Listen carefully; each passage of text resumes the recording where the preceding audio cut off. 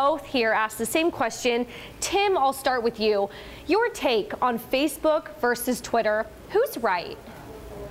Well, I think Facebook's right here, and largely the reason why Twitter decided to get out of political ads isn't a moral one, it's a financial one. They only made $3 million last election cycle, which is basically a rounding error of all the online ad revenue that there is in politics. And this is an embarrassingly low number for a company that is arguably the most political social network in the world.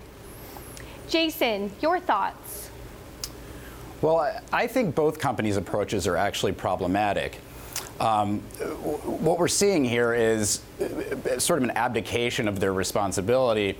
And this is an issue that we've dealt with other forms of media for decades. And what we're lacking is a legislative and regulatory approach to provide some guardrails for social media paid advertising. Local TV and radio stations for years have been prohibited from running factually incorrect advertising, and political advertising should be no different. And so what we need is for Congress and regulatory agencies to implement some kind of guardrails for this technology. The obvious first step here would be to pass the Honest Ads Act, which would provide true disclosure for political advertising so we know who is spending what and where.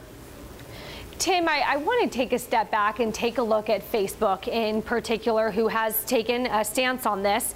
Part of their ads are really hyper-targeted. And when you talk about this, we want to distinguish, how do you make sure that within those hyper-targeted ads that they are accurate? How do you go about doing that? Should we not do hyper-targeted ads? Should we? Look, I don't think hyper-targeted ads are necessarily any more risky than broadly targeted ads. You can disseminate false information to a small group or a large group, but this is the cost that we pay for living in a free society. To quote Supreme Court Justice, or former Supreme Court Justice Anthony Kennedy, the remedy for false statements is the truth. And that's just the cost of living in a free society. To protect the First Amendment and to be able to get out there without prior restraint is something that's important, because if we start prohibiting ads, and you look at, say, somebody like Elizabeth Warren, who's completely in favor of Facebook taking on this role, despite saying at the same time that they're way too powerful, you risk, potentially Republicans from being blocked from saying that her plan on Medicare for all will raise taxes on the middle class. And, maybe not this election, but down the road, that could lead to tyranny. Jason, in your earlier comments, you brought up some of the local media coverage or radio where they're not allowed to run false ads. I wonder if part of the problem here is the ads on Facebook or some other sites aren't clearly marked as ads. Do we need to do a better job of presenting these ads for what they are, paid for by or list, and make it very clear that these are ads? Would that help solve part of the problem? Well, we do have that. So federal election law requires that paid political advertising be disclosed, that there's a disclosure on those advertisements. And we should have that. But we should also have checks in place to ensure that political candidates, political organizations can't run factually incorrect advertising, knowingly do so. These are checks we've had in place for over 50 years for broadcast television and terrestrial radio.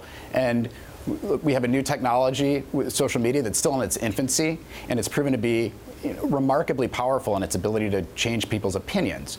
And so we have to ask ourselves, are we going to provide some guardrails here? And if we are, and I believe that we should, are they meaningful? And I don't believe either banning political advertising or throwing our hands in the air and saying candidates can run whatever they want is meaningful reform. Tim, in response to some of those comments that Jason was making, I also wanted to bring up a quote from Trump's campaign manager talking about the 2016 and the election and the role that Facebook played in that, where he said, I think Facebook is how we won in a lot of ways. I think President Trump won. I think Facebook is the 0.01% that delivered that message. If Facebook didn't exist, it would have been a lot tougher. Your take? Look, I think that's absolutely true. I think it's a big reason why they won, and I think it's a big reason why a lot of campaigns have won. It's not the singular reason, but definitely a contributed one. But everybody's looking at this from the perspective of the presidential campaign, and the implications go much further down. In fact, a lot of what these social networks do is enable city councilmen and state house reps and smaller candidates to gain traction. And, what's so ill-fated about the move that Twitter pulled by banning political advertisements is that it's going to have a distinct impact on smaller, under-the-radar candidates like, say, Andrew Yang, who, suffered underneath a media blackout for months, and to prevent them from getting their message out. And so we really have to think through what the long-term implications are here, because this is bigger than the 2020 election. We're talking about the First Amendment, which is something that is just fundamental to our society and hopefully will be here for centuries to come.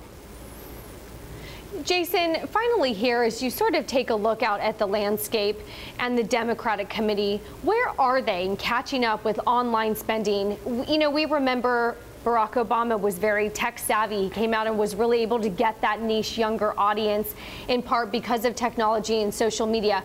Where is the Democratic National Party on this today? Have they done enough? Well, we have a crowded Democratic primary field, and most of those candidates are running, I think, very aggressive, sophisticated programs. It's been probably written a lot that President Trump is spending significant amounts of money online. He's the incumbent, and he has a large war chest right now. But Democratic candidates are spending significantly in early states and across the country, and I think I believe still far more sophisticated than many of the Republican candidates in the field.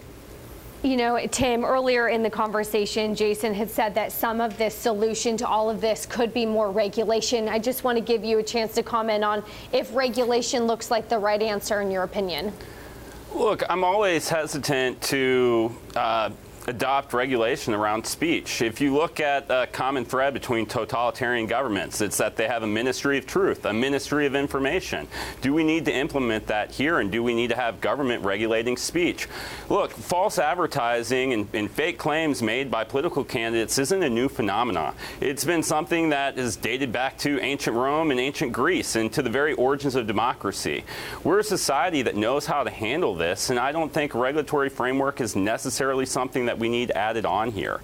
And there are a number of remedies, such as libel, slander laws, and so forth, as well as the Fourth Estate, that the media controls to combat these fake ads.